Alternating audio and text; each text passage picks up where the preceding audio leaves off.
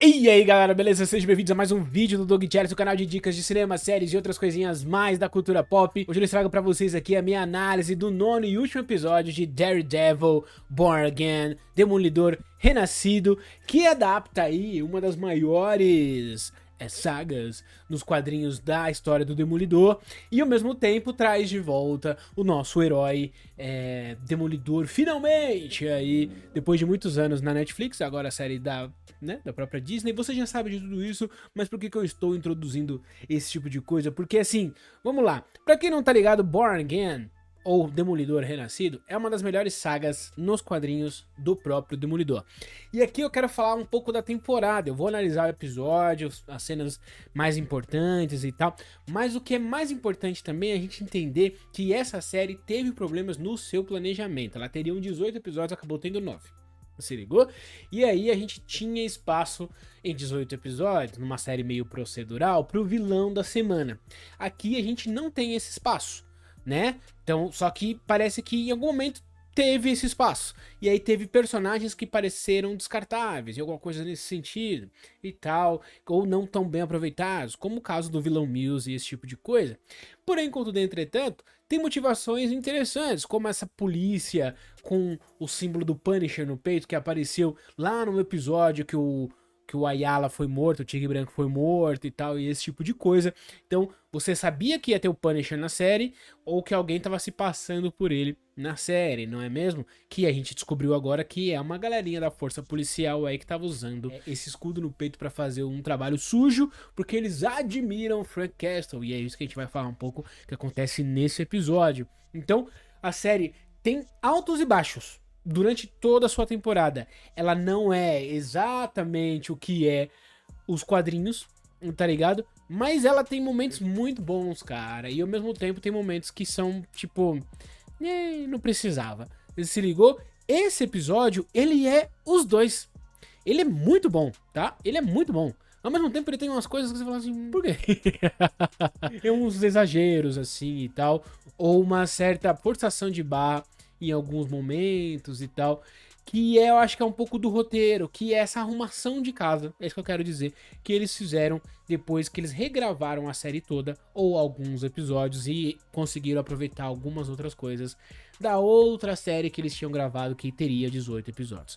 Beleza? Então, é uma série e um episódio bom de verdade, assim, tem momentos muito empolgantes, assim, e tem outros momentos que você fica tipo, né, talvez aqui deram uma forçadinha, a gente vai falar um pouco mais sobre isso, beleza?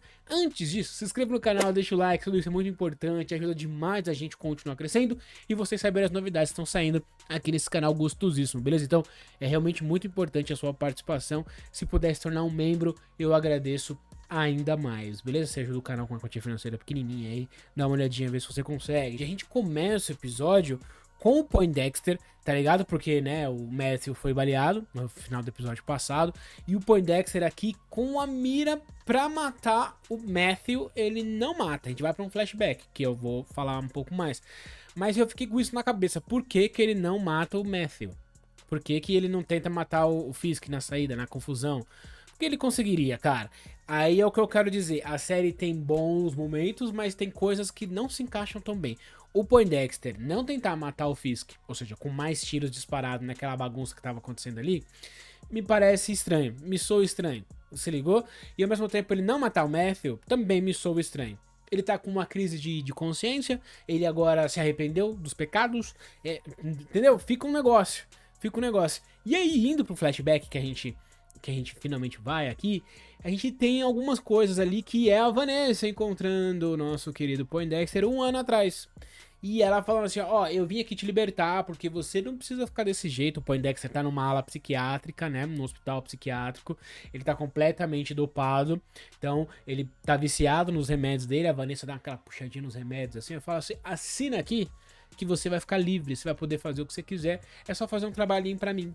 Faz esse trabalhinho pra mim e tá tudo certo. Mal sabia ele que esse trabalho era o trabalho que ia desgraçar a vida dele, porque, né, é o trabalho de matar o Fog Nelson. E, enfim, Demolidor, primeiro episódio, a gente viu essa parada. Se ligou? E quando a gente volta ali, ele ia, ao invés de matar a Vanessa, ele foi pra matar o Fisk. porque o Fisk que é o grande vilão do rolê. Mas porém, contudo, entretanto, quem ferrou ele dessa vez foi a Vanessa. Então por que ele não matou a Vanessa? Eu não entendi. Só não entendi. E aí o Matthew se joga na frente, a gente já sabe e tal. Eu fiquei confuso um pouco com essa abordagem da série, mas dá um entender que eles vão humanizar o Poindexter de algum jeito, tá? A gente vai ver isso melhor na próxima temporada, mas o final da série, eu só quero terminar a parte do Poindexter, a gente vê o Poindexter ali reflexivo, olhando a janela, pensando na vida, eles estão... eles vão humanizar o Poindexter, escreve o que eu tô falando, pelo menos eu acho, tá? Eles vão tentar dar alguma utilidade nessa guerra aí do Fisk contra o Demolidor pro Poindexter ao lado do Demolidor, tá? Não duvido dessa possibilidade. Mas, por enquanto, entretanto, isso aí é pra próxima temporada. Aqui a gente vê o Matthew acordando no hospital, falando com aquela advogada que é a sócia dele, falando, olha, e cadê as coisas do Fog? Ele tava comemorando, então ele tem uns arquivos, eu preciso achar esses arquivos, e me ajuda, e não sei o que, ele grog ainda de remédio, né, que ele tomou um tirambaço no ombro, e aí a namorada dele tá ali, e aí ele, tipo, ela fica meio incrédula, porque o Matthew chama ela de Karen, não é mesmo? Que é o Matthew, ele queria que a Karen estivesse lá. E aí ela fica meio abalada, e depois ela fica tipo, mano, esse cara tá tentando provar que o Fisk tá errado, ele tá obcecado com isso, ele tá com problemas. E ela talvez seja por conta disso, por conta desses problemas com o Matthew, e também pela possibilidade que ela acaba aceitando o chamado do Fisk. Porque o Fisk no final chama ela pra ser secretária da saúde mental, e ela fala assim, é nóis, tamo junto, sendo que o Matthew tá falando, não confie nesse cara, ele é um filho da mãe, mas ela acha que o Matthew tá maluco, né, ela não sabe do lado heróico dele, e ela acaba aceitando. E aí a gente vai pro Wilson Fisk e a Vanessa ali, se recuperando do choque, dos tiros ali e tal, dessa loucura, com o paletó todo ensanguentado ali, eles trocam ideia, e o Fisk fala pra ela, Vanessa, eu sei de tudo. Porque foi ela que contratou o Poindexter, ele não sabia disso ainda. Ela ia contar pra ele na festa, mas não deu tempo, porque o Matthew se meteu no meio ali. E ela fala, Vanessa, com você, com a sua operação, ganhava milhões. Eu na prefeitura, a gente vai ganhar bilhões. Tá tudo junto, tá tudo nosso. O Fisk tava fazendo os seus malabares aí pra poder conseguir esse tipo de coisa, saca? E aí você fala assim, eita, esse casal tá cada vez mais unido, tá cada vez mais fortificado. E é basicamente isso que a gente acompanha naquele momento também. A gente vê que o nosso querido Fisk, filha da mãe, mandou matar o Matthew, por mais que ele tivesse salvado a vida dele. Então aquele capanguinha lá, eles apagam a luz da cidade inteira pra matar o Matthew e também causar um caos na cidade e falar que isso é culpa dos vigilantes, alguma coisa nesse sentido, e também fazer aquela lei que ele vai fazer no final. Você se ligou? Então eles apagam a luz de Nova York, é basicamente isso que o Fisk faz. Eles apagam a luz de Nova York, o capanga vai matar o Matthew, mas o Matthew já saiu de lá porque ele percebeu o cara chegando e saiu fora. A audição do Matthew aqui é incrível e ele percebe isso e sai fora do rolê ali. Se ligou? O Matthew vai pra sua casa e aí chegando lá ele com roupa de hospital, com a bunda de fora, que nem diz ali um personagem específico, que é o nosso querido Frank Castle, que tava ali esperando a chegada do Matthew e pra proteger ele. E aí ele fala assim, eu recebi uma ligação e vim te ajudar. Basicamente isso que o Frank fala. E aí, cara, ele fala assim, você sabe que eles estão vindo aí te pegar, né? E aí, bom, e aí os dois vão se ajudar ali de alguma maneira. Justiceiro e Demolidor, na hora que os policiais, aquela gangue, né, de policiais lá do Fisk chega, né, ali no apartamento do Matthew com a intenção de matar ele, de finalizar o trabalho que o Capanga não conseguiu. E aí começa uma cena muito louca do Matthew batendo nos caras aqui, batendo nos caras ali, e não sei o que, e porradaria. E aí, meu irmão, você fala assim, ué, cadê o Frank? E o Frank já chega atirando na cabeça de um cara e destruindo tudo. E aí você fala, eita, que violência. E aí a cena continua e o Frank bate no outro cara, atira no outro, atira um monte de vezes num cara que já tava morto, e tá ligado? Sem necessidade nenhuma, com raiva de todo mundo. E ele vai atirando em todo mundo ali, você fica, meu Deus do céu, Frank, pra que isso? Saca? Ele vai, mata um cara, ele se joga no outro cara, bate num, um suicide total, assim, ele toma tiro, ele leva tiro, ele bate nos outros, ele não tá nem aí, meu irmão. Ele quer matar o máximo de gente que ele conseguir ali naquele momento. O excesso, a raiva dele, né, a fúria dele como um todo é o que torna e movimenta ele ali, baseado no trauma, uma máquina de matar e não se importar o que acontece com ele próprio na cena. Ele se ligou? Muito foda essa cena, os dois ali batendo e não sei o que e tal. A única coisa mais ou menos na cena é o sangue falso. Que o CGI da série, toda vez que o CGI da série precisa aparecer, ele é feio. E aí o sangue é feio, tá ligado? Mesmo no escuro você consegue ver que é falso pra caralho. Mas porém, contudo, entretanto, a cena é muito boa. E aí eles vão pegar aquele cara que foi o cara que matou o policial que fica vivo no final.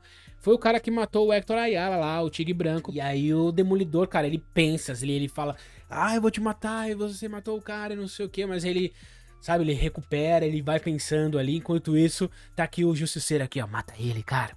Mata ele é um filho da mãe, ele matou seu amigo e não sei o que. Porque o Justiceiro quer fazer o Demolidor cruzar essa linha, matar as pessoas na vingança, porque matar esses caras é o certo e não sei o que. E aí o Justiceiro tenta fazer isso naquele momento e o Matthew, né, só fala assim: não, cara, eu não quero isso, não é isso que eu quero e tal. E aí surge uma bomba, eles saem dali, eles caem do prédio. O cara acabou morrendo de qualquer jeito, mas não foi o Matthew que matou. Você ligou? E aí eles caem ali do prédio, saem andando, todo quebrado, todo fudido. E no fim das contas, chega ali a nossa querida Karen, né? Que foi a pessoa que ligou pro Frank Castle, né? E é tudo, o Demolidor fica tipo, ué, o que tá acontecendo, saca? É importante e interessante essa cena. A Karen acaba cuidando ali do Demolidor, né? Saturando os pontos nele ali. Enquanto isso, o Frank Castle fazendo isso nele próprio, porque ele é sinistro, ele não precisa de ajuda, não saca? É muito bom como a série consegue diferenciar os dois personagens, inclusive como é a interação com a Carrie com os dois personagens, saca? E ali o Justiceiro fala que não se importa, que ele só quer uma xícara de café e esse tipo de coisa. E aí eles vão embora ali pesquisar mais sobre as coisas do Fog, aqueles arquivos do Fog e tal. E o Justiceiro fala: Carrie, eu te fiz o favor que você me pediu e tal. E ela fala assim: eu não compro essa ideia que você não se importa, tá? Mas eu agradeço o favor que você conseguiu fazer por mim. E aí, cara, a gente vai pra uma outra cena deles ali, da Karen e do Demolidor, do nosso querido Matthew, vasculhando ali um depósito de arquivos e tal, do nosso querido Fog. E ali eles conversam, ela fala assim: nossa, pô, muito bom ver você. Aí ele fala que é bom que ela esteja ali e tal, né? Ele fala que ouviu o coração dela também quando ela avistou o Matthew, e que ela também sente.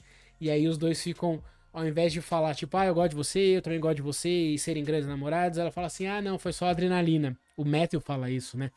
Não, eu tenho certeza que você só ficou empolgada pela adrenalina e esse tipo de coisa. Que é basicamente a relação da Karen com o Frank. Ela gosta dele, ela tem um pouco de dó dele, mas tem carinho por ele, mas é pela adrenalina. Com o Matthew, ela gosta dele, quer ficar com ele, mas os dois ficam se afastando. Você ligou? É uma relação estranha. Anfã. E aí naquele momento ali que é interessante para os dois personagens, eles acham um documento que é um documento que prova que o porto ali de Nova York vai ser um porto livre. E aí, pelo que a série dá a entender, é como se Nova York, com aquele porto, ficasse uma cidade-estado, que ninguém teria comando sobre aquele porto no país, só a cidade. Saca?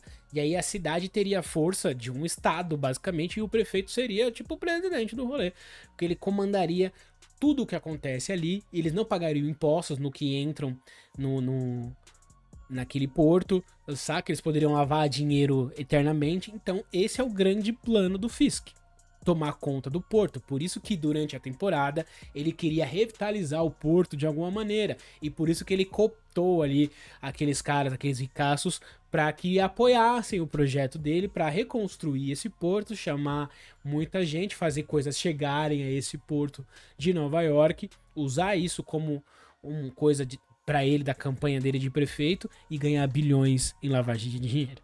Você ligou? É basicamente isso, que é um grande plano. Puta que o pariu, é um grande plano do Fisk, porque o Fisk, no final das contas, ele é muito inteligente, tá ligado? Porque, por conta do apagão, por conta de tudo que tá acontecendo, dessa bagunça, dos policiais sendo mortos e não sei o que, a gente vê que o Fisk planejou isso não só pra matar o Matthew, mas pra gerar o caos em Nova York, pra todo mundo fazer aquela bagunça, e no dia seguinte, ele vem com o maior cara lavada do mundo, fala: ó, então, eu tava planejando uma parada aqui, porque a cidade tá um caos e eu não vou deixar isso acontecer com vocês, eu vou proteger meus cidadãos, e agora é lei marcial. toque de recolher às 8 e é isso daí. Agora a minha polícia vai ser a polícia do rolê por conta desses vigilantes, porque esses vigilantes foram as pessoas que saíram aí e causaram esse tipo de coisa. O comissário de polícia sumiu, foi-se embora, mas na verdade a gente sabe que ele tinha falado lá com aquela secretária dele, e aí ele meio que ameaçou todo mundo, né? Que ó, quem não tiver do meu lado vai estar fora do governo, ou não vai existir mais de alguma maneira, né? Porque é o que ele dá a entender ali. E a mulher, quando é parada pelo comissário de polícia, né? O ex-chefe de polícia, ela fala assim: não, eu te ajudo, você quer denunciar o Fisk e não sei o que. Só que ela gravou tudo isso, mostrou pro Fisk. O Fisk pegou esse cara, levou pra um lugar com um monte de policiais corruptos, e aí ele basicamente esmagou a cabeça dele que nem o Montanha em Game of Thrones. Tá ligado? Ele na pressão assim, esmagando e plá! E aí fez um barulho horroroso, todo mundo ficou com nojo do caralho. E aí eu adoro quando eles mostram o Wilson Fisk como se fosse um mutante. O Wilson Fisk, ele tem a força, sei lá, de um super-humano, você ligou? Mas isso não é só em Demolidor. Isso é em diversas coisas. Isso é em jogos do Homem-Aranha, em filmes do Homem-Aranha, sabe? Às vezes o Fisk demonstra uma força absurda. Em outros momentos ele é só um humano, né? Então a Marvel às vezes não sabe muito bem como fazer com o Fisk, mas eu gosto desse Fisk apelão, saca? E eu gostei bastante da cena, a cena é super violenta. E aí, no outro ponto, a gente tem o Frank, que tá putaço, ele ouve no rádio ali que a galera tá se armando, os policiais no porto, e lá é a base deles, e o Frank vai de peito aberto, assim, enfrentar 1 bilhão de policiais, sozinho, e ele vai batendo nos caras, e mata um, e mata outro, e não sei o que, e toma tiro, e leva um tiro na ombro, no peito, aí ele tá com colete, aí ele mata uns caras, é machadinha pra um lado. E aí, óbvio, tem muito mais policial corrupto ali. E ele acaba perdendo, é preso, é espancado pelos caras, saca? Aparece aquele policial corrupto que a gente viu sendo investigado no começo dessa série. E ele fala: Frank, é o seguinte, a gente gosta muito do seu trabalho. Vem trabalhar com a gente, você vai poder ser quem você é. Só que aqui do lado da lei e tal, você não vai precisar de amarras, esse tipo de coisa. E aí o Frank, vocês acham mesmo que entende a minha dor, o meu trauma, tá ligado? Vocês são um bando de palhaço, assim. Aí os caras começam a agredir ele e tal. E aí você fala: meu Deus do céu, vão matar o Frank. Mas no final das contas, eles prendem o Frank junto com um monte de gente ali no final do episódio. Que o Fisk catou todos aqueles ricaços, todas as pessoas que discordam dele e colocou numas gaiolinhas. E é isso. E aí eu acho uma forçação absurda, gente. Assim, tudo bem que ele declarou lei marcial, a cidade tá um caos, tá uma bagunça. Mas como é que a cidade de Nova York não ia sentir falta, sabe? Os jornalistas, a internet, ninguém ia falar dos principais ricaços que desapareceram, um monte de pessoa que desapareceu. Ah, tudo bem, as pessoas desapareceram tudo numa noite, tá ligado? Ninguém ia investigar isso. Então a série dá, tipo, o Fisk prendeu todo mundo e foda-se, ninguém vai... Não é assim que funciona, sabe? Isso é forçação de roteiro, assim, mas enfim. E acaba a série com ele jantando ali com a Vanessa e esse tipo de coisa. E o nosso querido Demolidor, o Matthew, conversando com a Carrie, falando: não, a cidade a gente vai recuperar. Aí entra um voice-over discurso falando: a cidade é nossa, a gente vai tomar de volta, a gente vai precisar de um exército pra isso. E aí quando ele fala que ele precisa de um exército pra isso, você acha que vai aparecer os grandes heróis de Nova York. E aparece um bando de policial. Aí você fala: mano. Ô, sério. Me ajuda aí. Cara, não, é legal ter os policiais, tá? Mas imagina se tá os policiais ali e aí começa a surgir um ou outro daqueles defensores. Ou o Homem-Aranha. Qualquer vilão, qualquer herói de Nova York, tá ligado? Tem um monte de herói em Nova York, mano. Por que não os vigilantes todos? Por que não? Tudo bem, pô, é difícil, contrato, não sei o que e tal. Mas caralho, tá acontecendo o maior caos na cidade de Nova York. Cadê o Miranha? Cadê o Miranha, mano? É tipo a série do Pinguim também. Cadê o Batman, tá ligado? Cadê o Miranha? É isso, não faz sentido nenhum. Se aparecesse pelo menos defensores ali no final, ou alguns outros heróis, até o Gavião Arqueiro, viado.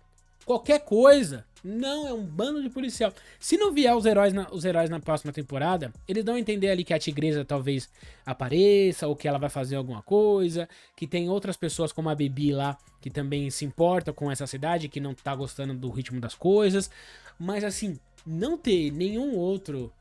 Eles não planejaram esse final, mas eles deram a entender que ia ser algo grandioso. E não é. Não é, tá ligado? Talvez seja na próxima temporada. Como final de temporada aqui, é um belo discurso, mas não é grandioso. Não é grandioso, é até um pouco broxante, sabe? Quando você tá tipo empolgadaço, nossa, e não sei o quê. E não. Tem a cena pós-crédito que é o Frank basicamente saindo da sua celinha lá, falando com um cara que é meio fã dele ali, ele quebra o braço dele e ele vai sair, porque o Frank é sinistro e tamo junto. Basicamente teremos o Frank na próxima temporada, isso a gente já sabe, mas faltou outras pessoas. Se ligou? Então é assim, um baita episódio em alguns momentos e em algumas decisões meio estúpidas ou forçadas em outros, assim. Então, é um balanço da série na temporada. É vários bons momentos com vários momentos apressados ou forçados. Então tem esses dois aí, é uma boa série com problemas, entendeu? Quero saber o que vocês acharam do episódio, da minha análise. Muitíssimo obrigado por ter assistido esse vídeo, principalmente até aqui. Se inscreva, deixa o like, a gente se vê nos próximos vídeos ou algum outro, se você não tem assistido, como a análise do episódio de The Last of Us, crítica aí de Devil May Cry e diversas outras coisas aqui no canal. Beijo da bunda, valeu, até a próxima, seja membro e tchau, tchau.